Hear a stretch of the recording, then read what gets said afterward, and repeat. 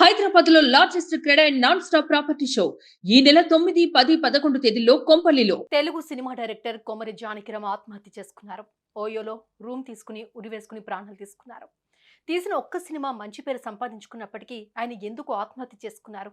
ఆ సినిమా తర్వాత ఆయన మరో సినిమా ఎందుకు తీయలేదు? అసలు ఆయన ఆత్మహత్యకు కారణం ఏంటి?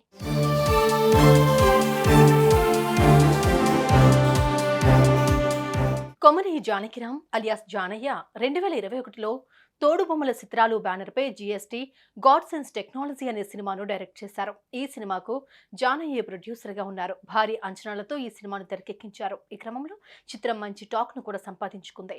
2022లో మరో సినిమా డైరెక్షన్ మొదలుపెట్టారు. కానీ అది మధ్యలోనే ఆగిపోయింది.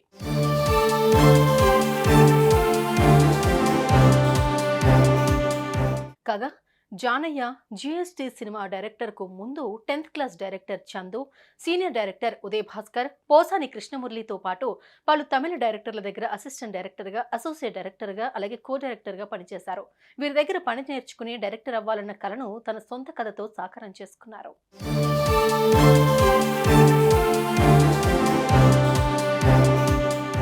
కాగా జానయ్య కూకట్పల్లిలోని భాగ్యనగర్ కాలనీలోని ఆనంద్ ఇన్ ఓయోలో రూమ్ తీసుకున్నారు. అక్కడ ఫ్యాన్ కురి వేసుకుని ఆత్మహత్య చేసుకున్నారు. చాలా సేపటి నుంచి ఆయన బయటకు రాకపోవడంతో ఓయో సిబ్బంది రూమ్ తెరిచి చూడగా ఆయన ఉరికి వేలాడుతూ కనిపించారు. వెంటనే పోలీసులకు సమాచారం ఇవ్వడంతో ఘటనా స్థలానికి చేరుకుని దర్యాప్తు చేపట్టారు. జానయ్య మృతి విషయాన్ని కుటుంబ సభ్యులకు తెలియజేశారు. మృతదేహాన్ని పోస్ట్ మార్టానికి తరలించారు.